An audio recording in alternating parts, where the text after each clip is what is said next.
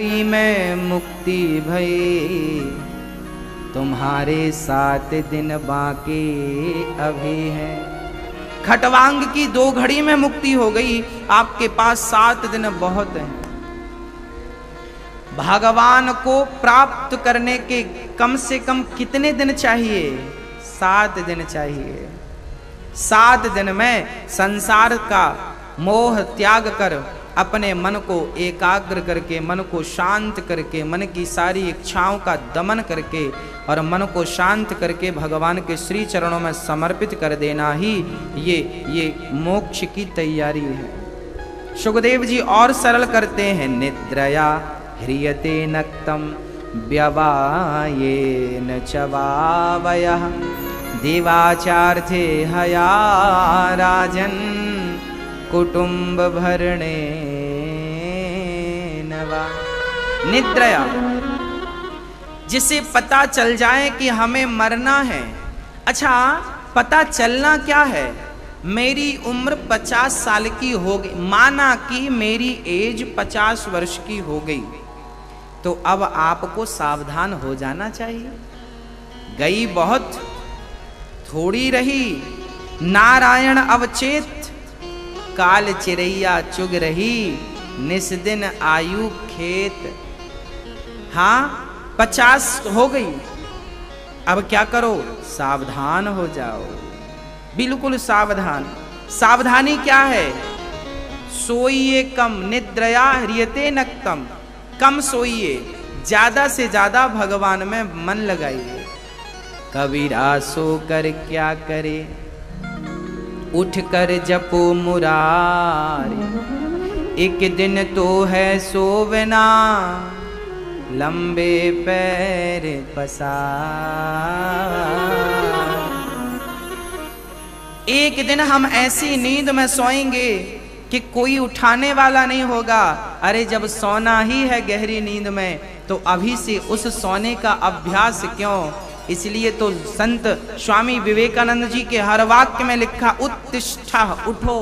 हमने बचपन में जब पढ़ाई 6वीं 7वीं थी ना, तो एक कहानी थी, एक पंक्ति हमने पढ़ी थी, उठो धरा के अमर सपूतो पुनः नया निर्माण करो। आगे की लाइनें मुझे विस्मरण है, बस इतना याद है, उठो धरा के अमर सपूतो पुनः नया निर्माण करो। उत्तिष्ठा, उठ जाग मुसाफिर भोर भई, अब रैन कहाँ तू सोवत है। अर्थात ये जगाने वाली पंक्तियां हैं।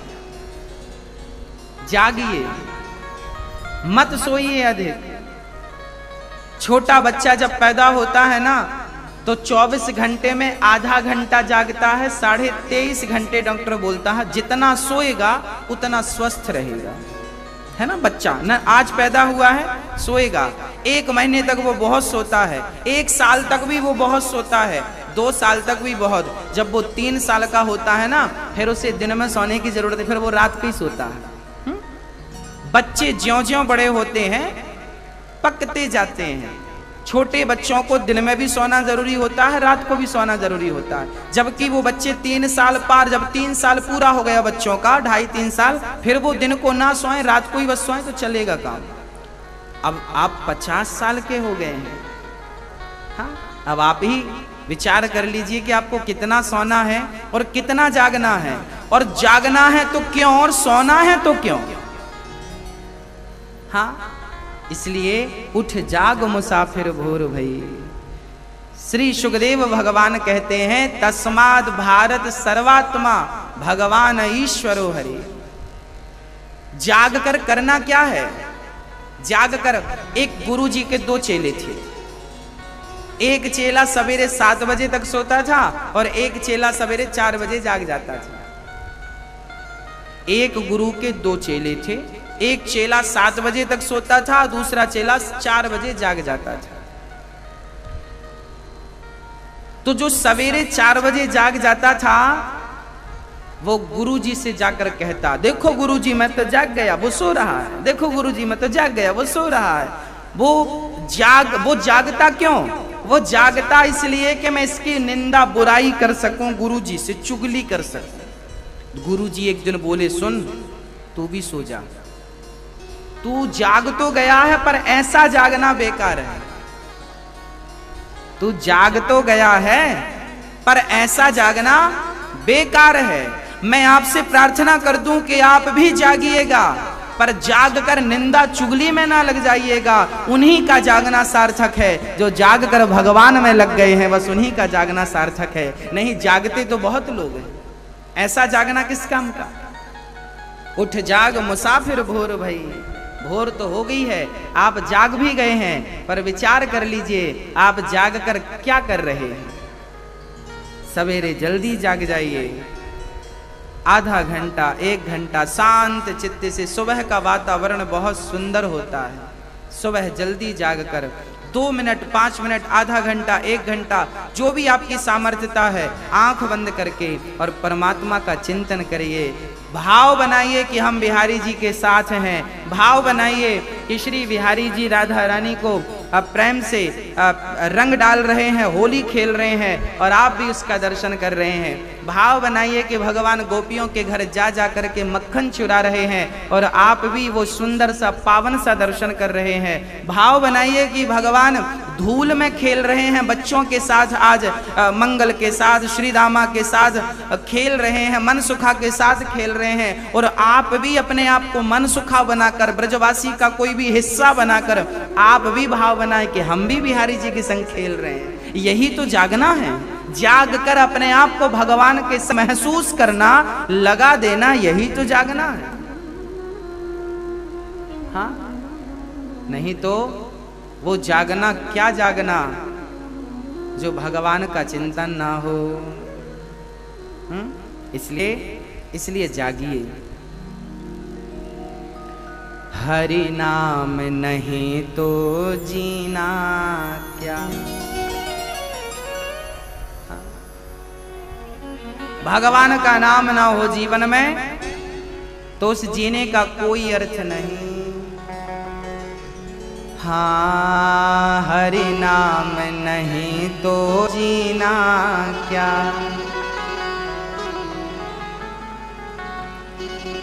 अमृत है हरि नाम का प्याला, अमृत है हरि नाम का प्याला, और छोड़ विषय रस पीना क्या। हरि नाम नहीं तो जीना क्या, हरि नाम नहीं तो जीना क्या। भगवान का नाम जीवन में नहीं है तो ऐसा जीवन किस काम का, ऐसा जीना किस काम का। हाँ, गोपियां भगवान के लिए जिंदा हैं। जब भगवान श्री राम के पास हनुमान जी गए, कहा कि सीता जिंदा है कि मर गई। हनुमान जी ने कहा प्रभु आप ऐसा क्यों कह रहे हैं, जिंदा है वो, क्यों मरेंगी। तब हनुमान जी से राम ने कहा कि सीता ने कहा था कि यदि मैं अयोध्या रह गई, दशरथ जी ने कहा था राम वनवास जा रहे हैं, सीता तुम मत जाओ, मैं जिंदा रह लूंगा तुम्हारे लिए। पर सीता ने कहा कि यदि मैं रह गई तो राम जब तक आएंगे तब तक मैं जिंदा नहीं रहूंगी। तो जो सीता अयोध्या में जिंदा ना रह सकी राम के बिना, वो लंका में कैसे जिंदा है राम के बिना। राम ने कहा जिंदा है कि मर गई, हनुमान जी ने कहा जिंदा है। तो राम ने कहा फिर जिंदा कैसे हैं वो मुझे बताओ। तब हनुमान जी ने कहा नाम पाहरू दिवस निसी, ध्यान तुम्हारे कपाट, लोचन निज पद जंत्रिता, जाय प्राण के ही बाट। हे भगवान, सीता माँ तो मरने के लिए हमसे अंगार मांग रही थी हमारे सामने। हे चांद, तू ही हमारे लिए आग की व्यवस्था कर दे, हम जलकर मर जाएं। पर क्या करें, आपका जो नाम है ना भगवान, नाम पाहरू, आपका नाम पहरा दे रहा था। दिवस निशी, दिन और रात, आपका नाम दिन रात सीता माँ के यहाँ क्या करता है, पहरा देता। मतलब सीता 24 घंटे क्या जपती हैं, राम में पाहेरू दिवस निसी और ध्यान तुम्हारे कपाट। आपका ध्यान करती हैं आंख बंद करके तो नेत्रों के जो दरवाजे हैं ना ये भी बंद हो जाते हैं। अर्थात सीता मां आंखें मूंद कर वाणी से राम राम जपती हैं और आंख बंद करके राम का चिंतन करती हैं। नाम पाहेरू दिवस निसी ध्यान तुम्हारे कपाट। लोचन निज पद जंत्रिता। लोचन निज पद, सीता माता अपने चरणों को देखती रहा करती हैं। जब उनकी आंख खुलती है ना तो वो अपने चरणों को देखती हैं। अब प्रश्न ये खड़ा हुआ कि सीता जी अपने चरणों को क्यों देखती हैं? क्योंकि सीता माता के दाहिने पांव में जो निशान चिन्ह है वही चरण चिन्ह राम के बाम पांव में है, और सीता माता के बाएं पांव में जो चरण चिन्ह है वो राम के दाएं पांव में है। जैसे चक्र का निशान, ध्वजा का निशान, शंख का निशान। भगवान के चरणों को कभी आपने देखा हो तो भगवान के चरणों में शंख का निशान होता है, चक्र होता है, ध्वजा होती है, मछली होती है। तो सीता माता के चरणों में दाहिने पांव में जो जो निशान है वो राम के बाएं पांव में है, और सीता मां के बाएं पांव में जो जो चरण निशान है वो राम के। तो सीता मां लोचन निज पद जंत्रित, सीता माता के आंख अपने चरणों में लगी है। जब वो अपना दाहिना पांव देखती हैं तो आपके दाहिने पांव में राम का बायां पांव दिख जाता है। जब वो अपना बायां पांव देखती हैं तो आपके बाएं पांव में राम का दायां पांव दिख जाता है। ऐसा प्रेम अब प्रभु आप ही बतावें कि सीता मरे तो मरे कैसे, प्राण जाने के कोई रास्ते हैं? सारा ध्यान, सारी इंद्रियां आपके चिंतन में लगी हैं। अब प्राण जाए तो प्राण जाए के ही बाट, किस रास्ते से प्राण जावे, ये श्री हनुमान जी ने कहा। गोपियां भी जिंदा हैं, किसके लिए? केवल रघुनंदन के लिए जिंदा है, केवल भगवान के लिए जिंदा है। प्राण तो कब के निकल गए होते, पर भगवान के प्रेम में भला प्राण निकले तो निकले कैसे? हाँ, प्राण कैसे निकले? उद्धव जी जैसे ज्ञानी संदेशा लेकर के पहुंच गए। कहा उद्धव ने हंसकर, उद्धव जी जब गए तो गोपियों ने क्या कहा? ऐ उद्धव हमें ज्ञान की पोथी न सुनाना, क्यों? हम प्रेम दीवानी हैं, वो प्रेम दीवाना।